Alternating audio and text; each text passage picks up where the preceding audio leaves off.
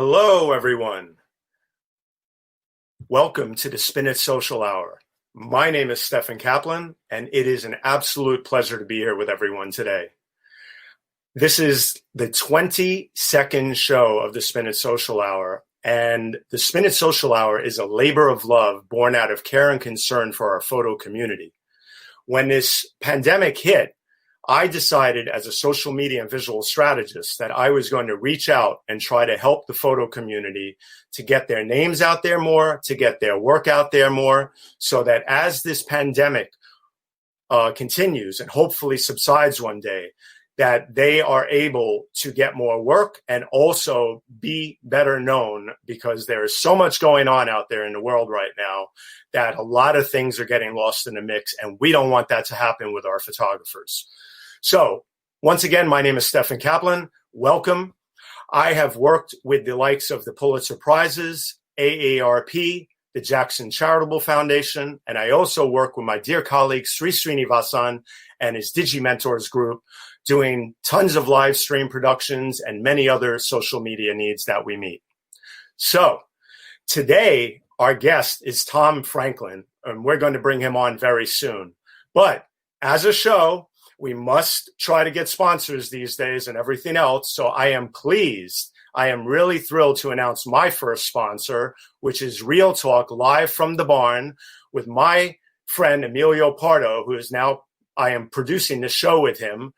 And it is how to deal with the onslaught of stress next week. We will be talking with Janet Taylor, who's a psychiatrist who has been on Good Morning America and many other shows. And it's a show that will deal with real talk about COVID-19, economic uncertainty, racial injustice, and many other topics. So, on that note,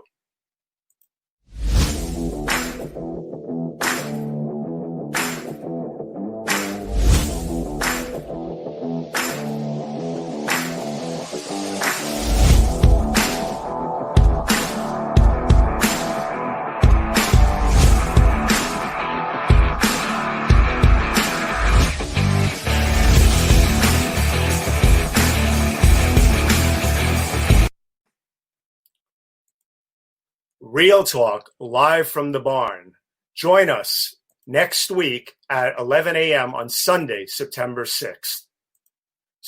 But today we are here to talk about photography and social media with Tom Franklin. So let me give him the build-up that he deserves as the great photographer that he is. Thomas E. Franklin is an award-winning photographer, multimedia journalist, documentary filmmaker, and educator. He is perhaps best known for his iconic flag-raising photograph taken at Ground Zero on 9/11, which was depicted on a U.S. postage stamp and has helped raise over $10 million for victims of the terrorist attacks, and for which he was a Pulitzer Prize finalist. He has also produced highly acclaimed multimedia projects on topics such as a recent heroin epidemic and toxic dumping by the Ford Motor Company on Native American land in North Jersey. He joined Montclair State University in 2015 as a professor in multimedia journalism.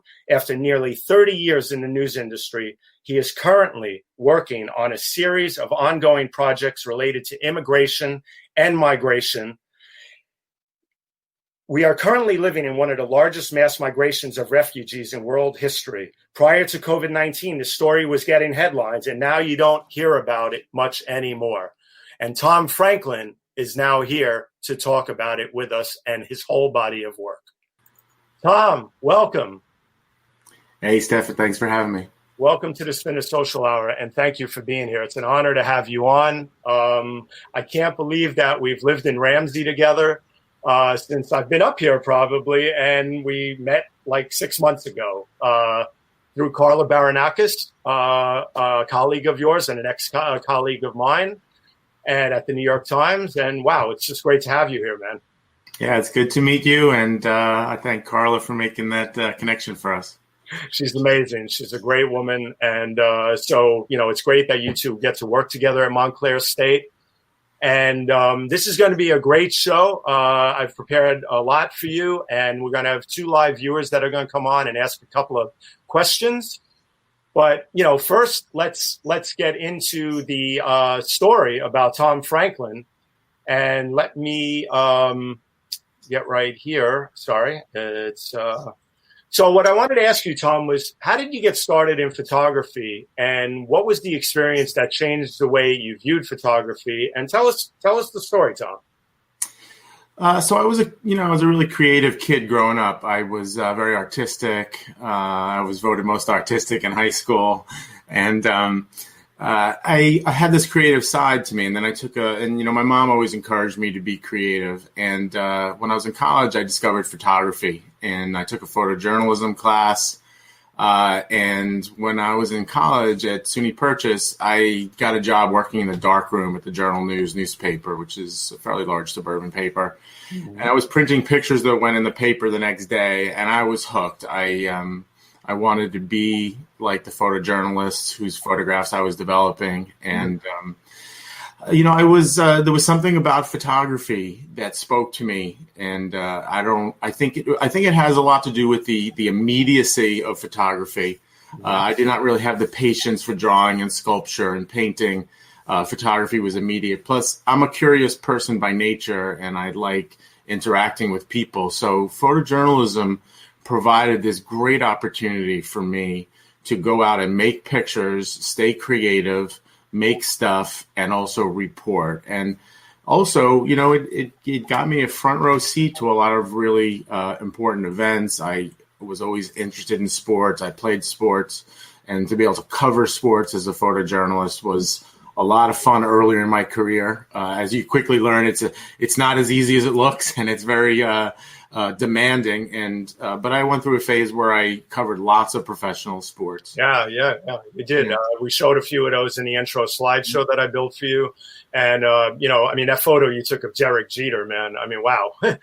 Thanks. Yeah. Thanks. I love covering sports. It's hard, and especially when you do it on a regular basis. And I have great respect for, a lot of my colleagues who do that on a regular basis. Right. No, it's sports photography. I've always said is the sports photographers are in a league of their own because it takes a whole different set of skills. It's a whole different set of skills from walking the streets and doing photojournalism and other things. But the one thing I love about you is that you've done so much, and now doing your thing of being a professor at Montclair State and giving back. And, I've heard a lot about you. You're a very giving professor, a very giving person in nature. And, isn't it the best to be able to now teach? I love teaching. I had a long career in newspapers, and I worked for the Bergen Record for 20-something years, and I had 30 years of being on the street, and I really liked that. But I had even going back to like the mid 2000s, I started to see how the industry was changing, how storytelling was changing. Mm-hmm. I pretty much taught myself how to produce video and create multimedia. Mm-hmm. And the last 15 years of my career, I have, been a cross-platform, journalist. I do my own writing. I shoot and edit my own videos. I work as a one-man band. Mm-hmm. And but all throughout my years of working at the record, I also taught. I taught at Ramapo College for 12 years as an adjunct. Right. And then when this opportunity at Montclair State presented itself in 2015, I jumped at it. And I love being at Montclair. I love the students that we have there. Yeah. I love being able to share what I've learned through my career with other people. I get great satisfaction out of seeing young people, get excited about storytelling. And I can't get enough of that when they're excited. And so I try to share that passion with them. I know. I just recently started my first time teaching at FIT this past semester, and it was a thrill. And of course, wow, what an experience being thrown into teaching. And then right away, out of the blue, the pandemic hits, and then we're all virtual. So, wow, that was quite the experience. But Montclair's a great campus. I love walking around there. And a neighbor of ours here, Kieran Barrett, is actually the captain of the Montclair State Police on campus there. So, nice. Yeah, nice. His son and our son goes to school together. Anyway, so that's the beginning of your story. So let me bring up because I have so much to show here with you. You have quite the body of work, Tom, I have to tell you, and it's amazing. I had this slideshow. Rule number one, I have the slideshow at the very beginning here. So let me set here. And so many people know, and many don't, and we're going to enlighten them today about your iconic photo at Ground Zero on September 11th of the firefighters raising the flag. With September 11th coming up, it's always a tough time of the year for so many people. Our hearts go out to everybody who ever lost somebody there and everybody who's lived through this whole. But tell us about, tell us about some of that day, Tom, and how it played out for you. That's the only way I can put it. Sure. So on the morning of September 11th, I happened to be in the office at the Bergen Record for a meeting. I had just gotten back from the Dominican Republic a day or two before, working on a story related to baseball, and it was unusual that I was in the office that early. And an editor came running into the photo department saying that a plane had hit the World Trade Center. I was on the fourth floor of a building in Hackensack, and I ran out to the window, and I could see the North Tower from there. Immediately knew instinctively that was not an accident, that this was significant. Grabbed my gear, ran to my car, started to drive to Manhattan. When the second plane hit, I diverted down to Jersey City, Exchange Place, and I made pictures there most of the morning of a very chaotic, dramatic scene there of rescue boats bringing people to Jersey City, where they had a triage center set up with this just surrealistic scene of smoke billowing from the towers in the background. That photograph right there on the right was taken in Jersey City, and that's a fireman being rescued. And it was incredible. And it was difficult to make pictures there because the police were trying to get everybody away from there, and almost got arrested a couple of times. There was I was carrying 2 digital SLR cameras with me. I got pushed by a police officer. The camera banged into the pole and stopped working. And so it was a really, for the obvious reasons, but also for what had happened, with my camera, it was kind of a stressful scene.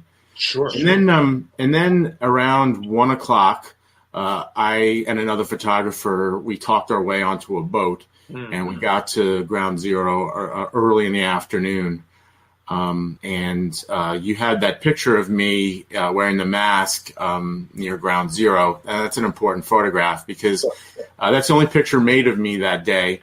And it was taken by his photographer, John Wheeler, the guy who we talked, he and I talked our way onto that boat. Right. And what's significant about this photograph is this was made shortly after we got there. And after this picture was taken, I moved all around the wreckage there making photographs. And about 3 hours later, it was in virtually that same exact spot that the flag racing picture was made. And you could see just over my shoulder there's a little rise in the shadow there. And that's where the flag raising act took place. Right.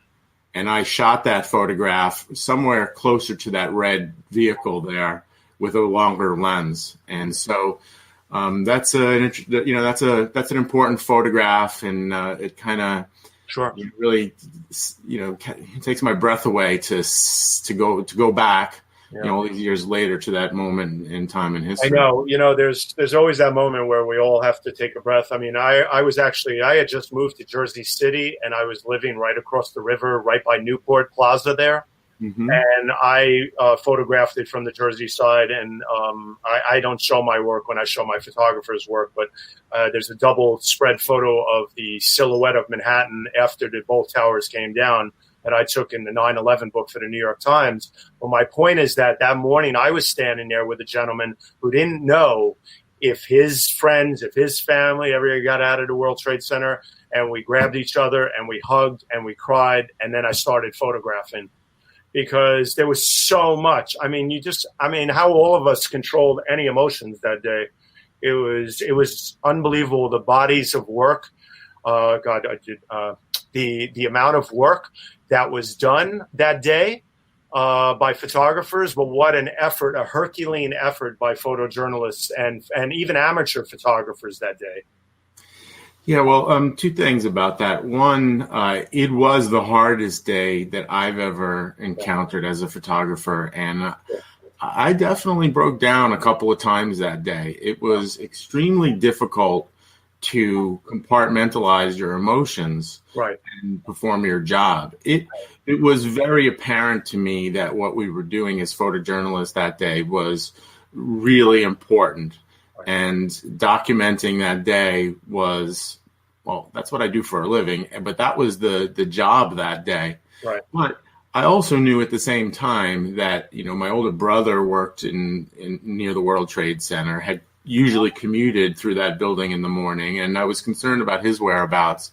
And I knew, just like off the top of my head, that there were dozens of people that I knew who worked in those buildings, you know, and I was concerned about my photojournalist friends as well. David Hanchu comes to mind. And I distinctly remembered worrying about David because I knew what a news hound he was, and he knew he'd be there.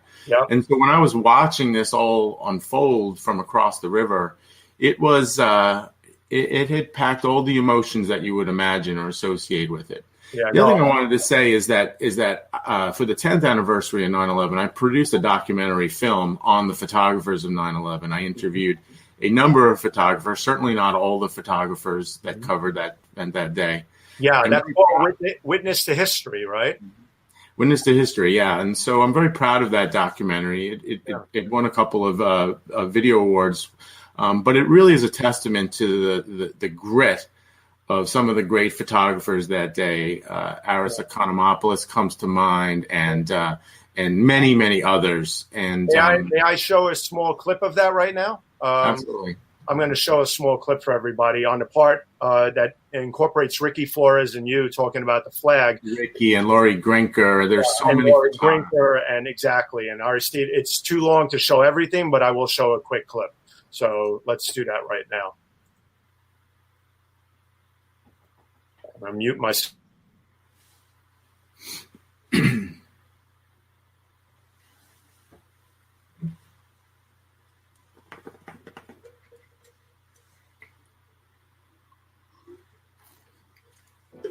The flag-raising picture was made at 5 o'clock on September 11th. Trade Center building number 7 was going to fall, so the search and rescue effort at Ground Zero was halted. I'm exploring the rooms, overlooking the side, and then walking over to the tunnel, I see firefighters climbing onto the trailer. And I saw these 3 firemen kind of on the southwest corner edge of where the rubble was from the World Trade Center. And I saw them fumbling with this flag. And just then, the flag went up. And began to photograph from there. And it was myself, Laurie Grinker was the other photographer. It went up very quickly. It went up without any sort of performance. And I shot a burst of pictures of the flag being raised with the World Trade Center rubble in the background. Pretty much at that point, I was on overdrive. I was shooting. I knew I had to get a photograph. I began to shoot and shoot. The 3 firemen did not know the picture was even being taken. There were no words exchanged between me and them. They raised the flag. I shot the picture, and it was over. It was over that quickly. I don't think that at the time, that image in itself was one of the most significant ones for me. It wasn't until the next morning when the phones were ringing off the hook that I started to get an idea that this picture was getting a lot of attention. From the next moment forward, this picture has lived a life of its own. I mean, the level of interest in this picture was just off the charts. It never felt like it was a flag raising to a victory. I never felt like it was like, our brothers died here that day. We're going to raise this flag in their honor.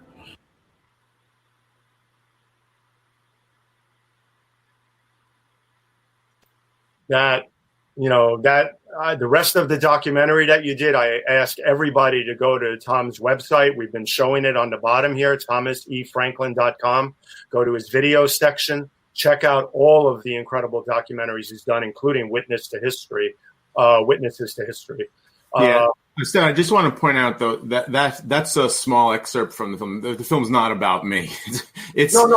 I'm part of the thing, but the first 3 minutes of that documentary are very powerful, where I use the tape recordings of the police dispatches. Right. And I use that as the soundtrack to take us through the day. And, the testimony of some of the photographers, particularly in the first couple of minutes of that film, is very powerful. Yes. If you want, I could show it now. If not, we could, the first couple of minutes, particularly, until to the part where Bob Cummins speaks, that's really powerful. Okay. Hold on one second. Let's show it. This is your show, and this is your, let's do it. I would just say while you're queuing that up that it's heavy. It's very heavy it'll transport you back to that day. Yeah, that's the other thing. Just so you know, folks, if you, we are going to show a couple of images from 9/11. If anybody feels that they will be disturbed by this because of the memories, please feel free to tune out. We do not want to do that to anybody, but this is. It's not graphic, but it's. I know. I'm just letting people know that if they feel heavy about it, they should tune out. And that's that. So hold on one second.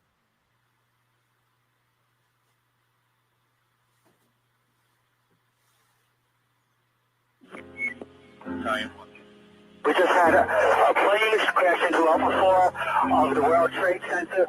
It was the most widely observed event by media in history. To transmit a second alarm and start relocating companies into the area. 10-4 Battalion 1. Get a phone call at 8:55 from our photo editor, and she told me a plane was in the tower. And I knew that something really bad was going down. And it was one of our photo editors, and she said, a plane's hit the World Trade Center, bag the fashion show, you have to go. I followed behind Rescue Company 1, big red fire truck with their lights going, their sirens going.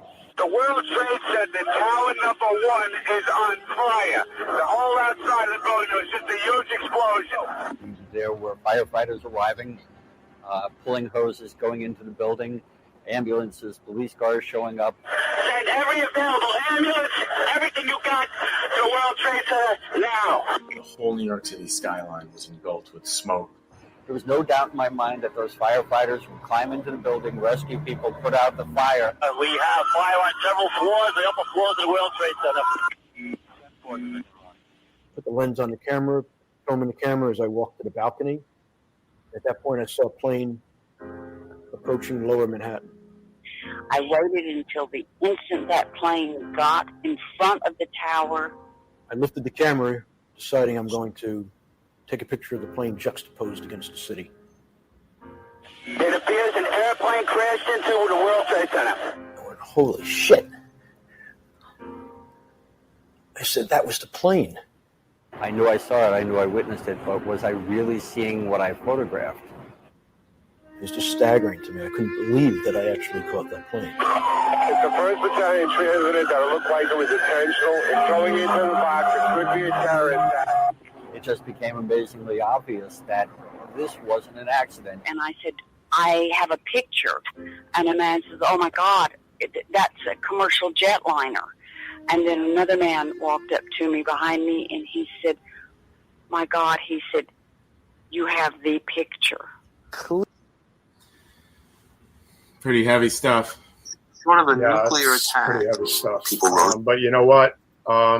We lived through it, and many didn't. Sorry, I'm getting choked up, as we all do. Wow, Tom. I mean, that what you did there, multimedia-wise, is award-winning work.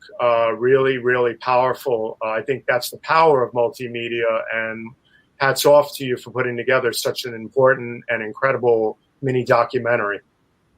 Thanks, I appreciate that. No, listen, I'm glad you wanted to show it. I had certain things selected, but I'm glad we went there and showed it. It's that powerful.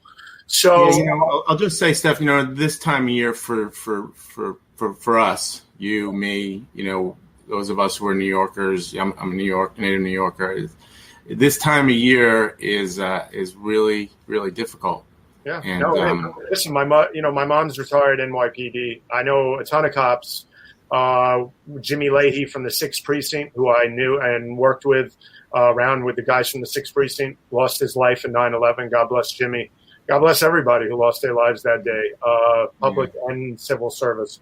But anyway, hey, let me just say one other thing. I saw one of the questions here was, how does it feel to have taken an iconic picture or an iconic picture for all time? Here's what I'll say about that. It's a bittersweet thing because the photograph speaks for itself. And the photograph's not about me. It's about people's connection to seeing it and what it, the emotions that it makes them feel. And I have great respect for that. And it's wonderful that something that I created would touch people in that way.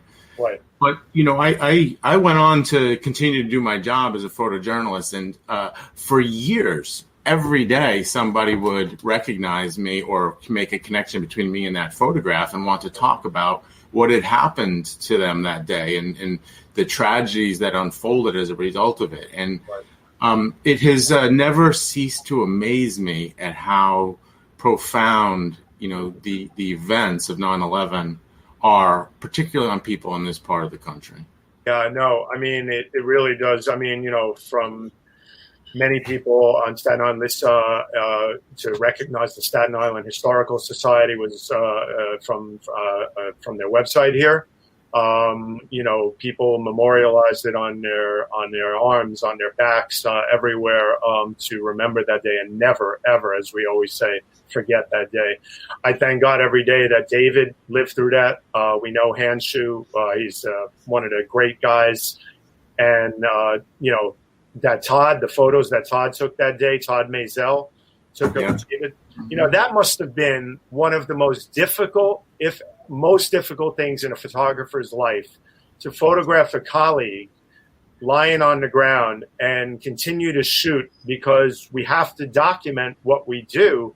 But that must have been arduous on Todd Maisel, Well, Todd is a great news photographer and a dogged, determined, dedicated photojournalist, as is David. Yeah. And the photographs that Todd made of David being, after he was injured are just very, very powerful. Oh, I know. And, and then we're not even going to talk about, we could, but we could take hours of that, months and months of more photos and editing and everything. Oh, man, I tell you, it was hard sleeping every night, going home, editing those photos every single night for months on end. Yeah, that video also featured a lot of Aris Economopoulos' photographs, who was with the Star Ledger. Yes. His pictures are epic. And, he had a very rough experience in that day as well. Yes. No, the stories are endless. So my question to you is, there were several photos and angles, as we know, of various first responders raising the flags of Ground Zero. And what do you think made your photo take on a life of its own, as you're quoted as saying, in that it did? But that's my question to you. And the reason I say that is I'm a collector of everything 9/11 because of what we lived through.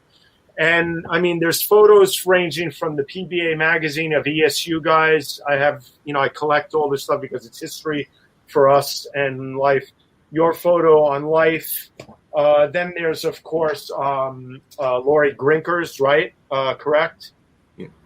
And on and on and on. The U.S. News and World Report one. So answer that, Tom. Talk to us about that, please.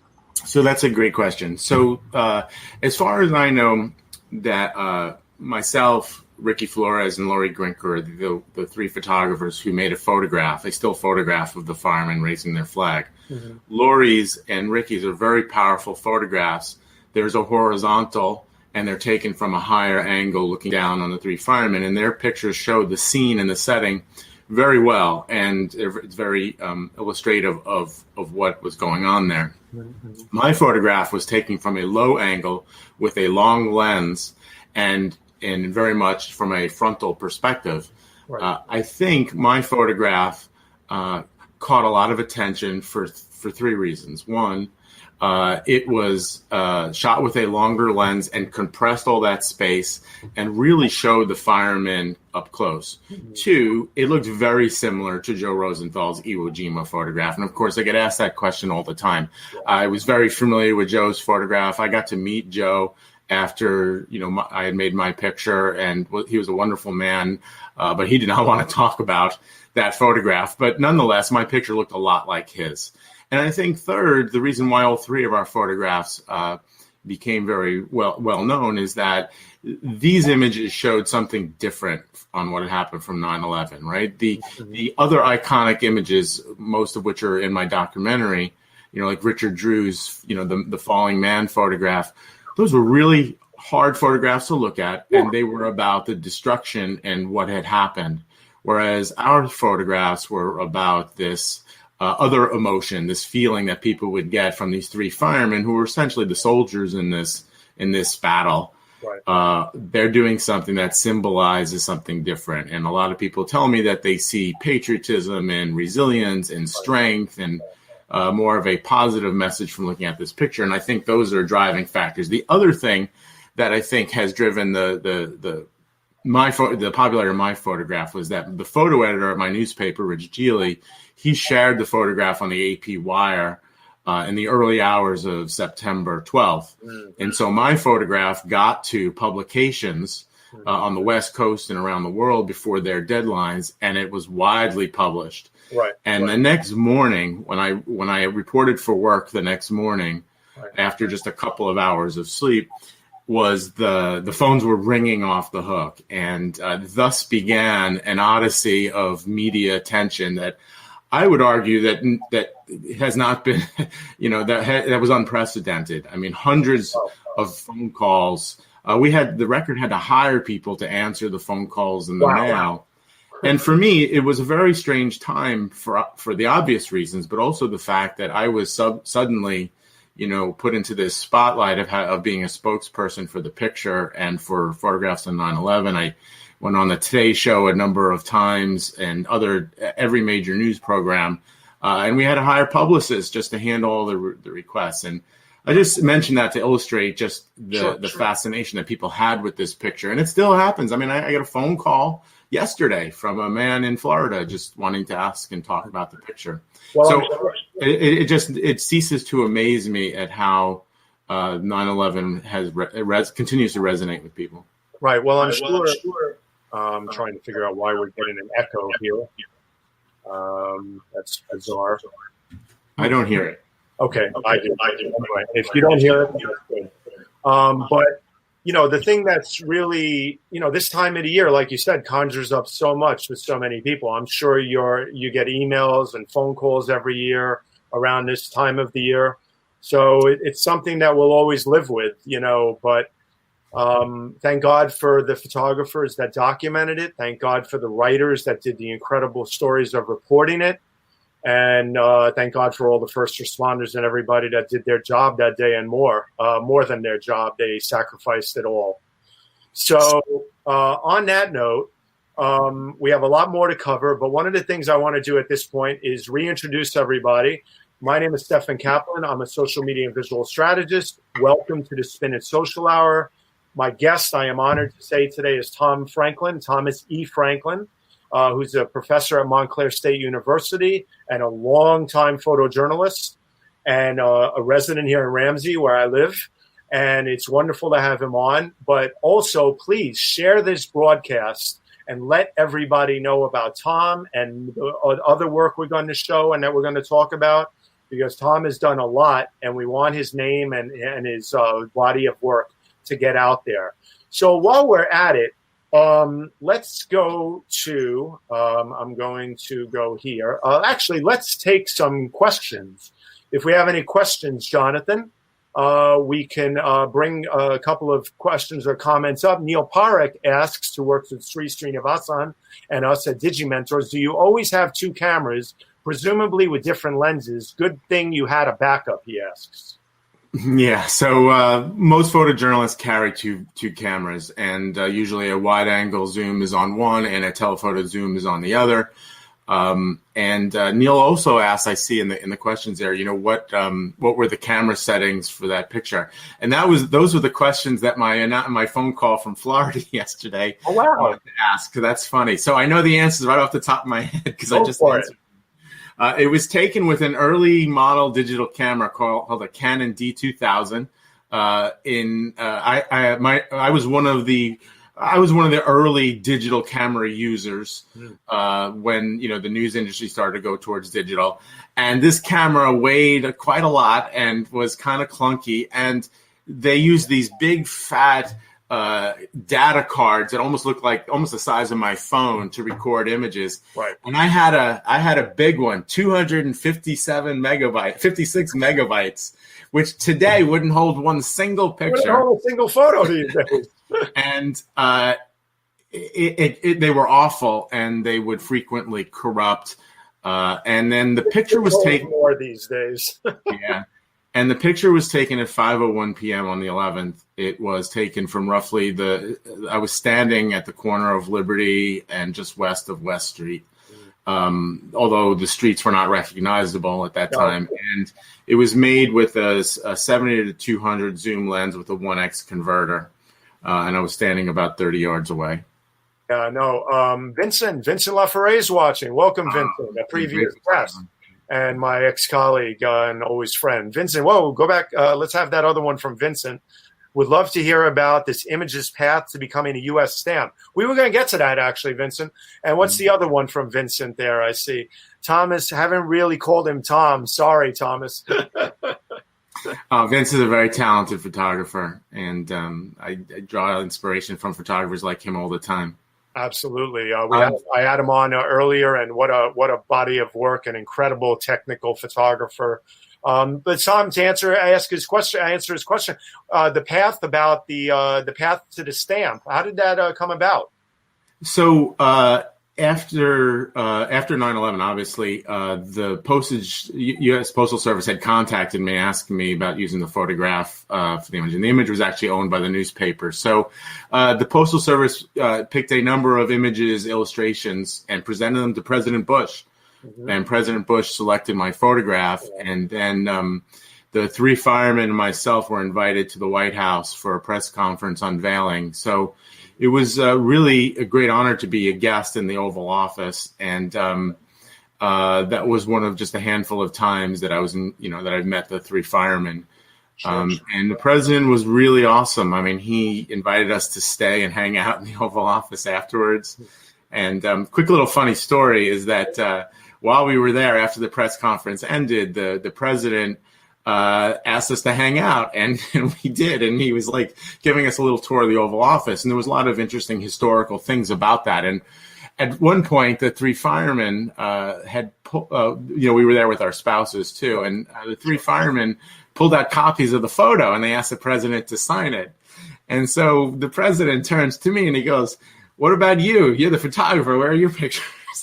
And I said, well, they wouldn't let me bring my camera in, so I figured they wouldn't let me bring my photos in. Anyway, the president was really pretty cool about it. He pulled out a piece of official White House stationery, and he signed something to my son, Sean. And it was really one of the really cool memories. And the stamp is and very important to answer Vince's question. Yes. So once the stamp was selected, it was a semi-postal stamp, which means that proceeds from the stamp went to help victims of 9/11, raised over $10 million.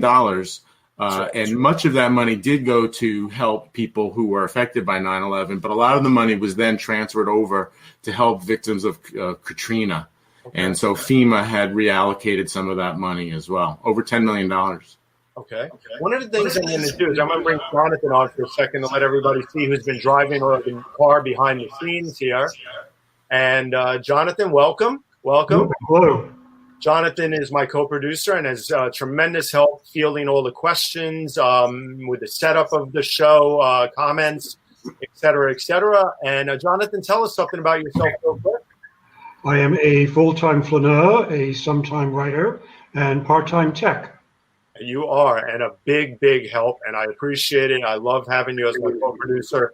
So, Jonathan, do you have a question for Tom? I have a change of pace question. Okay. I've covered natural disasters or terrorist attacks such as 9/11. You've covered the refugee crisis, which is decades long at this point. You have an exhibition about heroin addiction. You've also covered pollution in northern New Jersey. What do you photograph that is for relief, for humor, or for upbeat notes? That's a great question, Jonathan. I like to photograph things every day that inspire me or catch my eye. I mean, I carry a camera with me at all times. If not, I'll use my phone. Sometimes I'm attracted to things because of the light. Sometimes it's because of the subject matter. I am interested in making images of everything and many things in everyday life. I do really like working on projects that are going to have some sort of social impact. You mentioned the heroin addiction project that I'd worked on, which was mostly a video project for me. And it was a really gritty street level type of reporting that was enormously challenging. But that is one of my favorite projects that I've ever worked on. Why? Because I was able to really, really immerse myself in the subject matter. I essentially was walking on the streets where there was, and essentially an open air drug market every day. And that required almost like a different type of mindset than I had normally taken. And so, when you can get immersed in something that you're passionate about, then that gets to the point where, good work and great work happens. Mm-hmm. Yes, actually, we're going to quickly show that, just a few frames from that, because I think it's important since you just spoke about it. Here are some of the frames from that work that you did. I didn't queue up the video, but I had worked up some frames from this project you worked on, this documentary on heroin and the horrible, horrible nature of it and effects that and what it does to people's lives. Tom, you want to elaborate? Yeah. So the project wasn't, hey, heroin's really bad. The project was about kind of this nuanced aspect of what was going on in North Jersey. The Fourth Ward in Paterson at that time was an area where there were lots of vacant properties, and when there are lots of vacant properties, drugs happen because the dealers have a place to stash, the users have a place to buy, and everybody has a place to hide from the police. And there's also a place for people to use. And so the project focused on a couple of different aspects. One, there were all these vacant properties there, and that essentially supported the drug trade. Two, there were a new crop of drug users from the suburbs, mostly white kids in the Fourth Ward, which is a predominantly black neighborhood. And so and what happens when you become hooked on heroin is you eventually become homeless. And if you're homeless, where do you go to live? You go to abandoned properties. So Paterson's Fourth Ward had this strange dichotomy of white suburban kids coming, and not just kids, these two are adults, coming from the suburbs to the Fourth Ward to buy drugs. And at that time, Paterson, you could buy heroin for $3 a bag. And so I had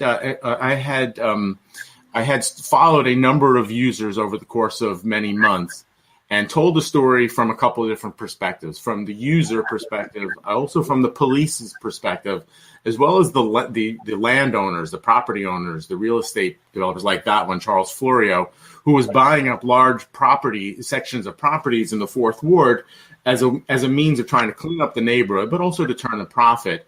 And he would describe about how no sooner would he start to renovate a piece of real estate, people would break in, rip the copper out of the wall, steal the wires, and how it was this kind of vicious cycle of properties being ripped and torn down. It was a very fascinating project, and I would encourage everybody to take a look at it. I worked on it for the Record. Multimedia site is no longer up, but you can see the videos. I did a series of a dozen videos, small vignettes, 5 to 6 minute pieces that told different aspects of the story. One day I followed a heroin user panhandling in Paterson, and he demonstrated essentially how he raises money. And then he was mic'd up during a drug transaction. And a lot of it is really street gritty stuff. And it's a project that I'm really proud of. All right. Well, Jonathan, thank you for your question. And we will see you. Okay, a tip of the hat to you, Jonathan. So that was one question.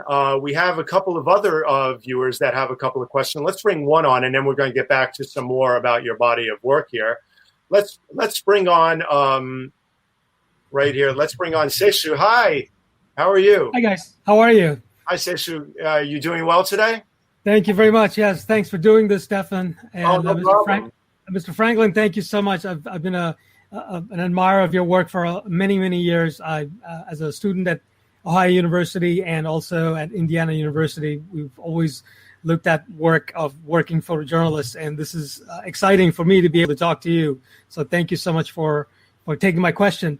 I think you'll agree that photojournalism is a difficult and sometimes dangerous job for a lot of working photojournalists around the world. Knowing what you know of what this position, this job entails, would you go back and do it all over again? Oh, wow. Hey, so that's a great question. If you're asking me, would I go back and do it all over again? Absolutely. I have never for a day in my life doubted that this was what I was meant to do. I feel very passionate. It began with photography, and then it morphed into more of a multimedia type of storytelling and video storytelling. I love what I do. I feel passionate about what I do, and I would encourage anybody who is passionate about photography, or really whatever their passion is, to pursue it, right? I now teach, and this week I usually begin with talking about one of the people that gives me inspiration, Malcolm Gladwell. And Malcolm Gladwell, who wrote a book, Outliers, which essentially put forth the theory that you need to put in 10,000 hours of anything to be good at something. And so I think that once you start working on your 10,000 hours, your passion develops, skill starts to really form. And it's akin to a snowball rolling down a hill. And, snowball will start out small, but once it starts rolling down the hill, it picks up new knowledge, new information, right, new skills, new ideas, new approaches. And once you figure out what it is you want to do, get your snowball rolling down a hill. I think, Chris, you had a second part to your question. Yeah, a follow-up question, and is that for those who are thinking or considering photojournalism as a career, the next generation of young photojournalists, perhaps, how should they better be prepared to embrace what's in front of them? I mean, we're talking not just obviously the content aspect of it, but also the business side of things. I think a lot of photographers, and me included, we were passionate for sure about the photography and clearly interested in making photographs that mean something and mean something for our community that we live in. But ultimately, we got to pay bills. And, that's one of the hardest things about being a photojournalist, I think now, is that the papers are dying and a closing shop. Magazines don't pay really almost anything for photographs. I've had a friend of mine online tell me that some of the well-known newspapers that have published her photographs from all the protests that she's been to, she's only made like $5. Okay, I mean you can't live like that. So where are we at in terms of educating the next generation to think a little bit about, okay, the passion is there. We got to pursue stories that mean something, but there's also got to be the business side of things where we got to make money somehow. Right. Okay, so that's a great, multifaceted question. So yeah, sorry for the long-winded question. No, but this is a great topic to talk about. So clearly, the old model, the model that Stefan and I, cut our teeth on, that model has changed, and some would argue it's never coming back. Right. So we now have access to all these great tools and platforms. Right. We can record stories and photographs and pictures in so many different ways. I really believe it's up to the next generation now to figure out a way to make the economy, the economic aspect of this really work. I really do believe that that's where the answer lies. I also think that, storytellers like us, like the three of us, we've got to reinvent ourselves to a certain degree. We've got to figure out different ways 100%. And, make this work economically. I'll just give you an example, right? So I teach, but I also do, a lot of freelance work. I know, just like you said, there's not money to be made in freelance, documentary work. No. But but one of the things that I do is I look for grants. If I wanted to, so I'll give you an example. So last spring, on my spring break from college, I wanted to go to the border in Tijuana and San Diego. So I sought out some grant money. I got some grant money. It wasn't a lot of money, but it covered my airfare. I had lined up with a nonprofit to do a documentary video on an immigration lawyer there that was receiving grant money or fellowship money from them. So I knew I was going to produce a short piece from them. And then while I was there, I did a freelance story that was published in the LA Times, and I had video that was published as well. Now, I realize that a lot of that is circumstantial and it's up to chance, but I ended up making money on that trip. Not a lot, but I made enough money to pursue my passion, which is to do that type of storytelling. My main gig right now is teaching, and I think that's a really good example of how you can diversify what it is that you want to do and still do the kind of work that you want to do. Now, I will say that those are not easy, and I have lots of connections and experience to try and make those things happen, but that's the type of thinking I think it requires today. And reinventing yourself, being adaptable, being versatile, being able to produce, edit, shoot video as a one-man band is a big part of it as well. And you got to hustle. I mean, it's so about hustle. And it is not easy. It's harder than ever to do this kind of work. But the demand for storytelling is greater than ever. So I do believe that if we recognize that the demand for storytelling is as great as it's ever been, that the model needs to be built to support that. Wow! And whether it's the Netflixes of the world or the television, all the programming that's going on, there has to be a way to make the economics of this work. What an explanation! Incredible questions, answer, and everything. So, Seshu, thank you very much. We've been showing your website at the bottom before. Seshu is a wonderful photographer, and people should check him out at his website. Which is seshuphotography.com. That's SESHU photography.com.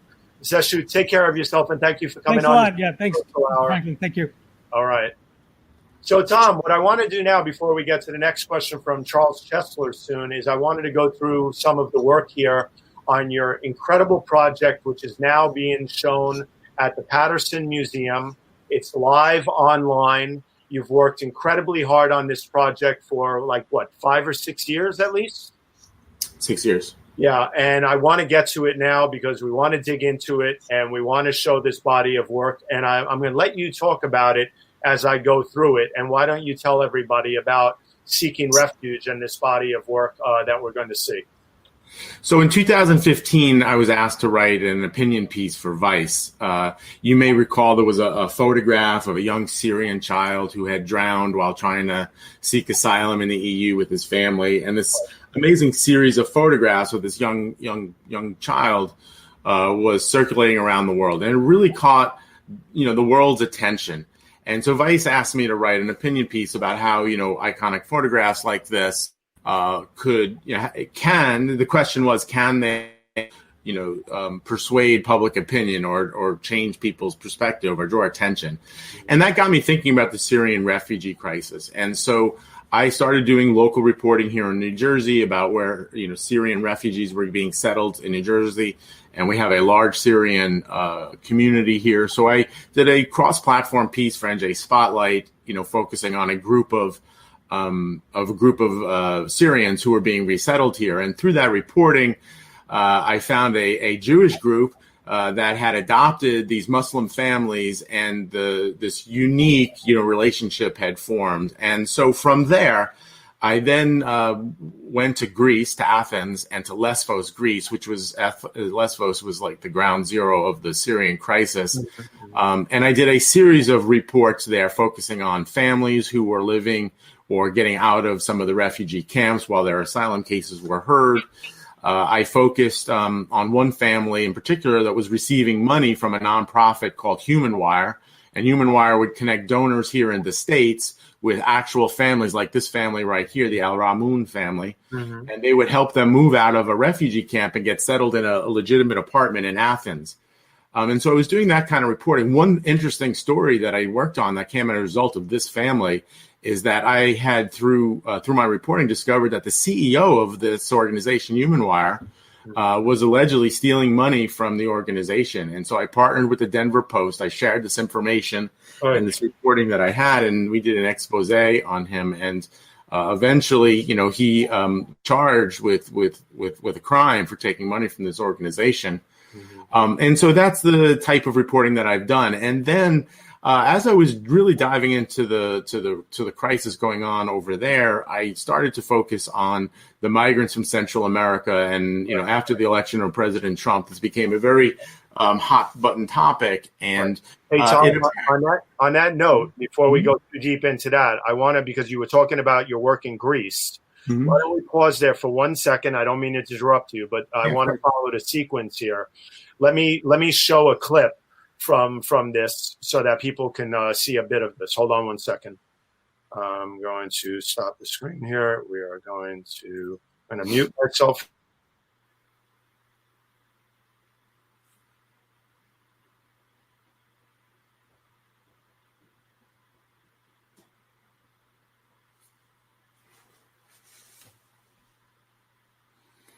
I think what you're queuing up is the film "The World Arrived at Our Doorstep."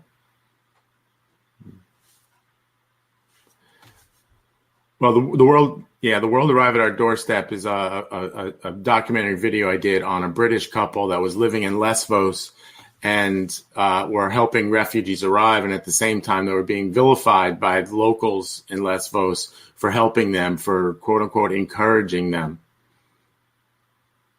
They literally helped hundreds of thousands of refugees, arrive safely on the shores there and make their way for processing for asylum. And then when our daughter was born, we decided we would come and try and make a life to bring our daughter up here. I think these days it's really difficult to have time to be a family. So like in the UK, you're both working, your kids are with strangers from when they're tiny. And we wanted to actually be parents. We wanted to spend time with our daughter while she was growing up, because those years are so fast and so precious that, and this seemed the ideal place. And then things changed a little bit in 2015.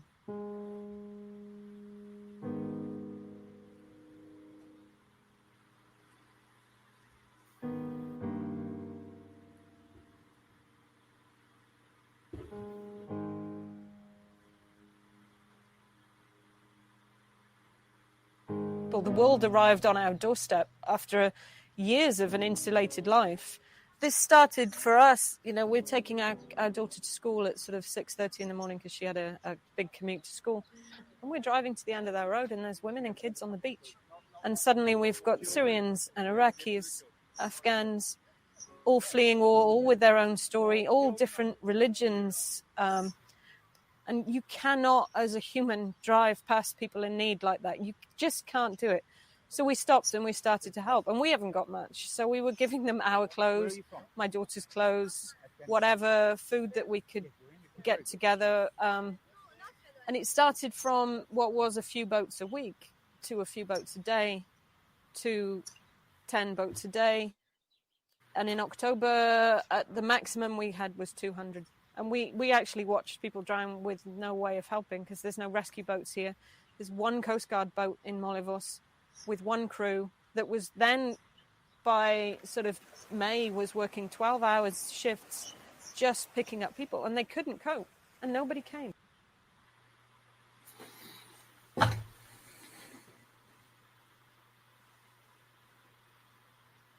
So I just wanted to show that. So now, now you can continue, if it's okay, with the part of now dealing with refugees from Latin America and everything else, and the migrants from Latin America. So go ahead. I'm going to put that back up.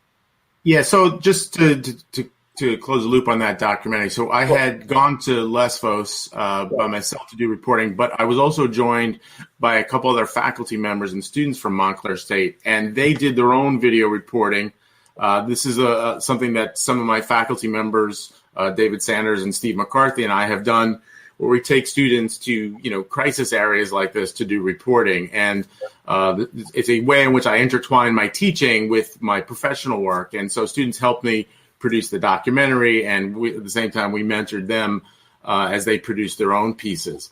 And then, yeah, it's really it's a great opportunity as a professor, as a teacher, to teach like that, because it's all immersive. We're there, we're 24/7 together, and the students get to really experience what we do as photojournalists. Right. So the connection. So in 2018, I started to make the connection between the plight of migrants trying to get to the U.S., right. Seeking better life for themselves, and the refugees from places like Syria and the Middle East trying to get to the EU.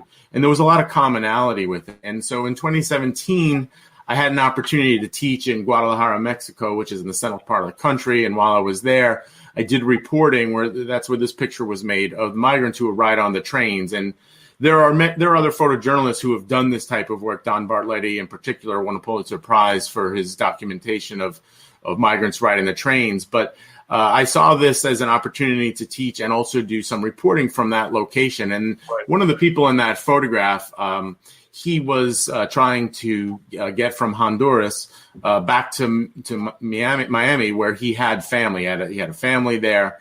He had gone back to Honduras to take care of his ailing father, and now was trying to cross back illegally to the United States to rejoin his family. Mm-hmm. And so this was, a big theme in the story. And I've actually stayed in touch with him. He has not successfully made it back to the U.S. He did sneak across about a year ago, but was captured and sent back to Honduras. Wow. And he's determined to come back. And, we can sit here and argue and discuss, the politics of this. But at the very core, here is a guy who has lived most of his life in the United States, has no criminal record, and he has here and he has a job here.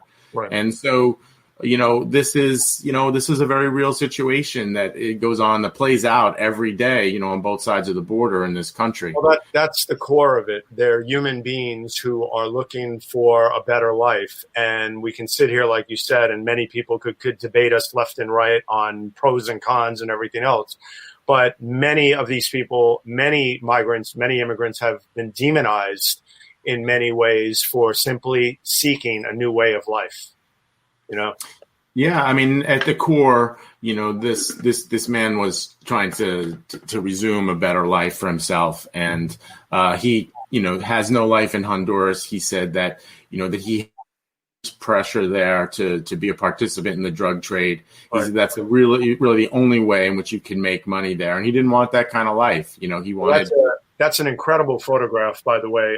It really, you're an amazing photographer, Tom, and we're blessed to have you doing what you do to document this type of work. While we're doing this, we've got about 15 minutes left, and we're going to go through some other work. But let me quickly bring on another person who's going to want to ask you a question. This is Charles Chesler from New York City, who's also a photographer. And Charles has a question for you. Hello, Charles. Hi, Stefan. How are you? Good. I'm so sorry to make you wait, but we had to get through a bunch of stuff. No worries. This is amazing. Thomas, really wonderful to meet you. Thanks, Charles. I'm sitting here being overcome with emotion. It's the effect that the work has. And so my questions, I'm not a photojournalist, but very emotional about stuff. I had a nice question all set up about dealing with your emotions while your camera is focused on such heartbreaking and sometimes horrific things. But you touched on that very early in the interview. But I wanted to ask perhaps another question, which is about gaining trust with the refugees, or when you're dealing with a heroin epidemic and following people, how it's got to be a key element, and it comes from who you are. I love photographing people, so I get that. And I was wondering if you could address that a little bit, because the work is just so profound. So that's a great question. I don't really have a concrete answer on that. I think it has to do with, humanity. And I try to just be transparent with people and let them know who I am, what I'm doing, and what my goal is. I always try to keep a camera around my neck. I do not want to confuse people on the fact of on what my role is. The campfire photograph here is actually a good photo to talk about. So the gentleman who's lying down there on the ground there, he was the subject of my reporting. I had met him in a migrant shelter in Guadalajara, which is in the central part of Mexico. And over the course of a couple of days of just talking to him and connecting with him on a very human level, he trusted me, right? And I trusted him, right? Most importantly, I trusted him. And so when he told me he was ready to leave the shelter, and him and a group of people that he had met there were going to go leave the shelter and go jump on trains, moving trains, to make their way to the border, I went with him. That's actually his posse there. Posse's not the right word. His group of friends that he had met there, and they're walking their way to the border. This is another migrant from Honduras. He was showing me how he jumps on the trains, and so this type of reporting requires, I think, just being honest with people and straightforward with people. And going back to my heroin project, that this came up a lot because, people would say, how do you gain the trust of drug dealers? Because I had connected with a drug dealer who I was able to interview and report on. And I just find that trying to connect with them on a very human level can be very effective. And sometimes it takes time. Right. With the heroin project, it took in one case, there were, Stefan had showed a photograph of a heroin user earlier. It took that guy like 5 or 6 encounters with me before he agreed to take my picture, and everything from cursing to him throwing me. And then one day he was like, yeah, I'm okay with it. And there was another heroin user who I had done a lot of reporting on. And he right away said, you know what? My life sucks. This is awful. To be a user living homeless and on the streets of Patterson, living in abandoned buildings is awful. And I want people to learn from this. So he was a guy who had that kind of awareness and thought, sharing his story with others would teach people or teach them a lesson. I think that's where he came from. And also at the same time, the newspaper that I was working for, they wanted releases, and I couldn't get releases from the people I was reporting on. It just wouldn't have happened. Right. And so I was able to get them on camera saying things like, I want people to see this and learn from this. And so from a legal perspective, we had protection because we had him actually on camera saying, why he was talking to us, why he allowed me to put a mic on him when he went on a drug transaction. And so, it's all part of the game. Your question is all part of the game. It's connecting with people. It's being transparent about what your intentions are. And it's putting those 10,000 hours in, the Malcolm Gladwell thing, which is always in the back of my mind, is that you don't just drop in an open air drug market with your camera and say, hey guys, I'm here. No, it requires strategy and professionalism and nuance and real empathy.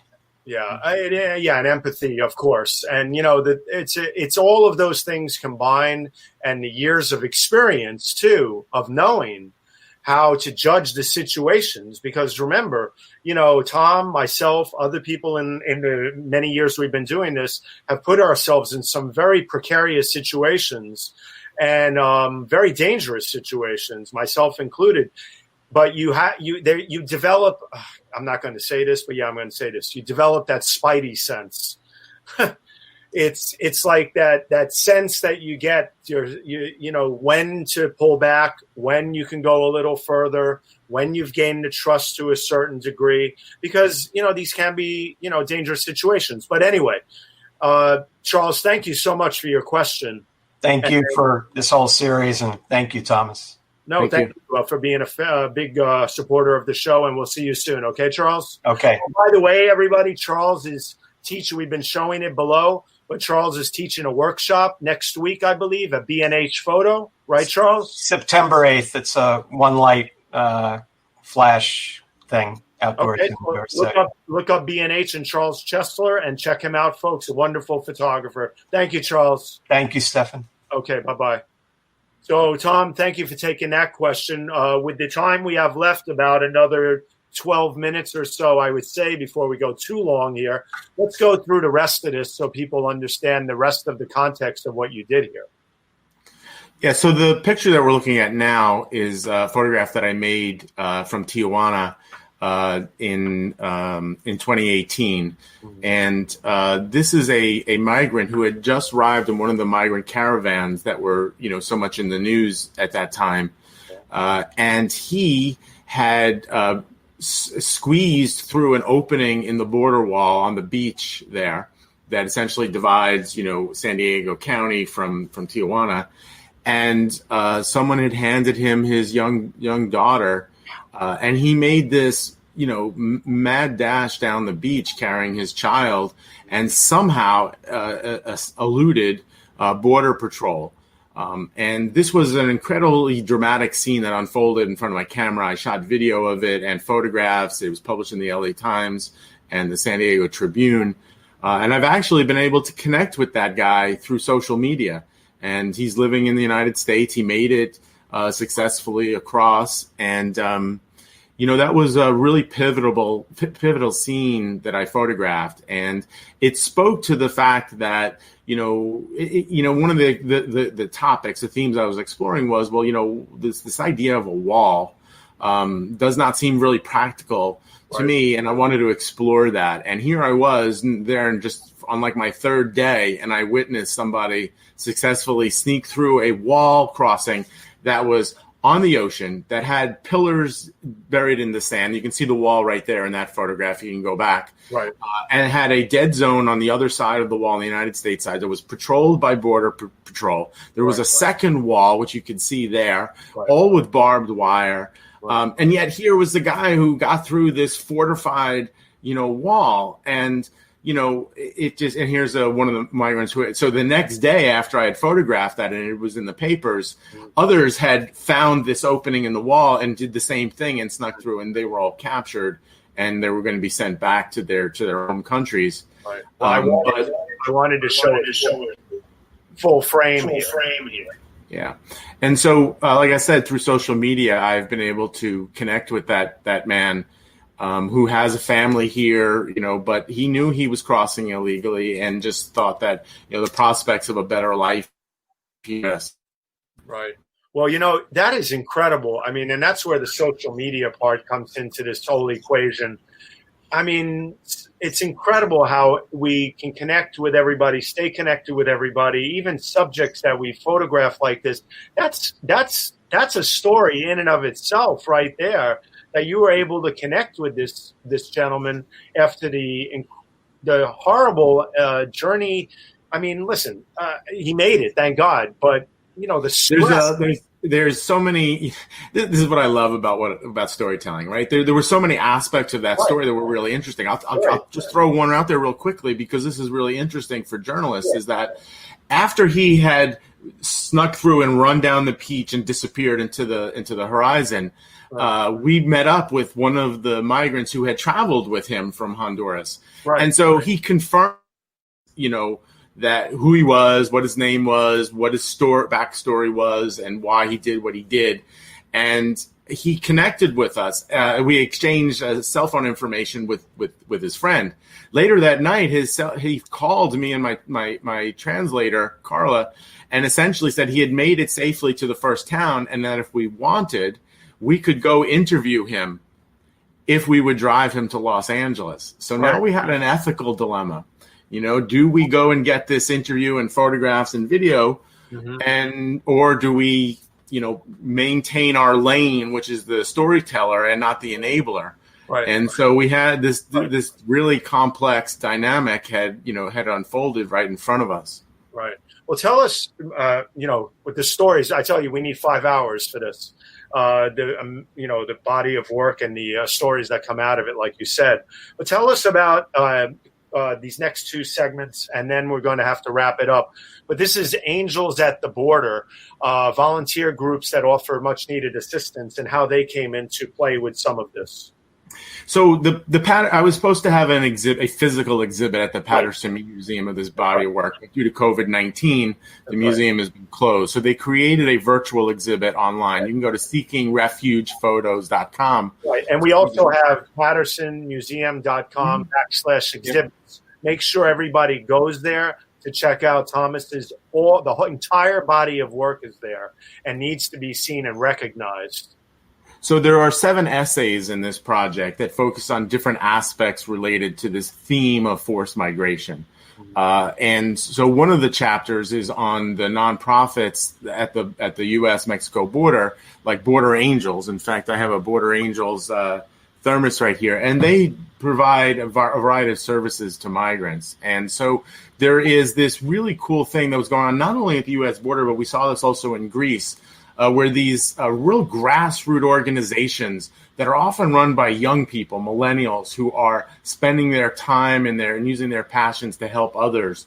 That was really pretty remarkable, and I had not seen a lot of reporting on it. And so I dedicated one of the chapters to groups like Border Angels. Here they're hiking out into the desert to leave containers of water for migrants who cross illegally to get to the United States, because a lot of them, particularly in the summertime, die of dehydration and heat exposure. And so they were not aiding, they were not assisting, they were providing humanitarian aid. And they oftentimes come under the heat of Border Patrol for what they do. Right. So the full name of the organization is Angels at the Border? Well, the name of my reporting is Angels at the Border. Right. And their organization, in case anybody wanted to find them? Yeah, well, just one of the organizations I had done reporting on was Border Angels. They do phenomenal work in the Tijuana, San Diego area. I just wanted to throw it out there again. And then, of course, there's the resettling parts of this project about Syrians building a new life here with unexpected friends. And this was an organization that you mentioned earlier, so why don't you give a minute? Yeah, I love that picture. Stop right there for a second. So very early on in this project, I did reporting here in New Jersey. All stories are local, right, Stefan? And so the Syrian refugees are being settled here in New Jersey. Right. And the woman in the center who's standing on the chair was from Syria, and she didn't speak English, and her and her family were really struggling to get their footing here in the U.S. And Kate McCaffrey, who's on the right there, who's a professor at Montclair State, but does a lot of volunteer work, she connected her synagogue with a lot of the Muslim Syrian families, and this incredible bond happened as a result of it. This is one of my favorite stories. Yeah. And here, that's a great picture. So this family had just arrived in the United States, and they get hit with a bill for travel and airfare for their whole family, and they have no means of making income. And so Kate and her synagogue had raised money through a GoFundMe to help pay off their debt. Wow. Yeah, no, I mean, this is really important, Seth. So this is a piece, a cross-platform report I did for Tap Into Newark.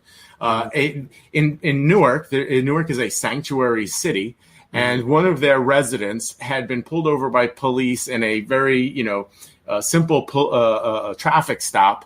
And they forced him to give his name, and they ran it through the system, and they found that there was a immigration warrant in his name. He had not committed any crimes, but he missed a hearing, mainly due to the negligence of his lawyer. And he was turned over to ICE, and he was eventually deported. His case is still pending. But this happened in a sanctuary city, and it violated Newark sanctuary city policy. And so my investigative piece, exposed how the city... this is not a widespread occurrence, but the city had the police had broken their sanctuary city policy. And one of the things that happened as a result of my reporting is that the Newark police, and to their credit, initiated a video training program for police on how to handle stops like this and how not to violate their sanctuary city policy. Nice result of my reporting. Right. And then, of course, thank you for that and for detailing it all, because everybody needs to learn about this. I hope everybody goes to your site and the Patterson Museum site and learns deeply about the 6 to 7 bodies of work, photo essays that you've put together on this. It's a monumental feat. And being online now because of COVID, it's right at everybody's fingertips. So no excuses.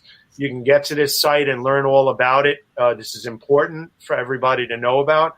And then, of course, there's the protests and also the activism surrounding this with local politicians, including Cory Booker, Senator Booker, and many others. But you've been documenting that as well. Very great photo here, by the way. Really, really powerful. And so tell us a bit more as we come to a close here on the last part here of the assimilation part and to the project, and however you want to close this out, Tom. Yeah. So one of those 7 essays is on assimilation and how, particularly where we are here in New Jersey, where we are such a diverse state, and our communities are so richly diverse. That's a photograph of Paterson Mayor Andre Saya, who's a first-gen immigrant. Right. And to his right is Mayor Kerala, who's the 4-term mayor of Prospect Park, which is near Paterson. Mayor Kerala himself was a refugee from Syria and does tremendous work trying to help Syrian causes here in the States. And there are success stories all around us. I mean, this is nothing new. This is the American story, right? We are a country of predominantly immigrants, and these success stories exist all around us. But in South Paterson, the predominantly Middle Eastern, Turkish, Arabic community there, if you have not gone and you live in this area, you should go check it out. The food, the culture, the vibe of that neighborhood is tremendous. And so I did a lot of reporting there. Mayor Sayer is an old friend of mine and is doing tremendous work in the city of Paterson. And this is one of the chapters from the project. Yeah, no, I love the way you capture his warmth and the connection to the community. And, it's just a beautiful thing. He seems like a really, really great man. And I tell you, being a born and bred New Yorker who became now 10, 11 years in New Jersey, I've been going to Paterson before COVID more and more, eating with my wife. And we've been exploring Paterson. And I have to tell you, I fell in love with Paterson. It is an amazing place. I love the diversity. I love the food. And I love the people. And we started... So Stephan, I had also part of this project. I had done a piece that was published in the LA Times about the food and culture and how Mayor Saya is the Anthony Bourdain of Paterson. And so... Yeah. And so, I also, with all my reporting throughout my career, I've always tried to look for positive stories to tell as well, because, so much of the news is really negative. And there's people, like my wife, who don't like watching or listening or reading to stories that of that nature. So I try to stay balanced with my reporting. The Seeking Refuge project is not from a political perspective. It's told from a human perspective, and the humanity is really always what I've tried to tap into with my reporting. Right. No, listen, like I said, it's a deep, deep body of work, and I can't wait to dig into it even more. I dug into it a lot for this show, but I want to learn even more because, we've got the election coming up. We're not going to get into that and everything else, but we've got this is a turning point for America right now and for this country. And this is why I wanted to have you on and explore this body of work, because you can't ask for a more timely subject. We started with 9/11. We're here now with this. Tom, I have to tell you, it's been an incredible hour and 15 to 20 minutes. I was not going to cut it remotely short today. Your body of work, and you deserve better. And I'm just honored to have had you here. And I want everybody to once again know that Tom Franklin can be found on Instagram at Thomas E. Franklin. Thomas, I hope you don't mind if I've been calling you Tom the whole time. The only one who calls me Thomas is my mother. Okay, good. So Tom, I'm going to continue with that. But I can hardly wait till we can hang out more once this pandemic is hopefully nipped in the butt and we get a vaccine, and we're able to hang out more and get to be better friends, because this is great, Stephan, and I want to thank everybody who tuned in. I see my cousin Holly tuned in. I love you, Holly, and so many friends and people. I really enjoy talking to people. Reach out to me on Facebook, social media. I'd be happy to. Yeah, Tom's all over it, man. So, the thing is that I wanted to show some others up, but we're running out of time. We've shown a lot. I hope I've done you justice. Thank you very much. And stay around for 1 second. I'm just going to do a wrap up. And then I just wanted to say goodbye to you personally behind the scenes. Okay? All right. Thanks, Stephan. All right. Okay. Be right back. So I'm going to stop that from sharing. I'm going to remove you from the screen for 1 second and say, folks, I wanted to thank everybody. There's like 45 comments and other things where Tom and we will get to it. We've tried to be as engaging as possible. My new goal with this show is to bring on live viewers. We did that as well. But I wanted to also get to a couple of final promos. Please don't exit yet so you can hear these. But one, is from tomorrow's Sunday NYT Read Along with Sri Srinivasan, my dear colleague who I work hand in hand with DigiMentors, and we do a lot of things. And tomorrow is Sri's Sunday NYT Read Along.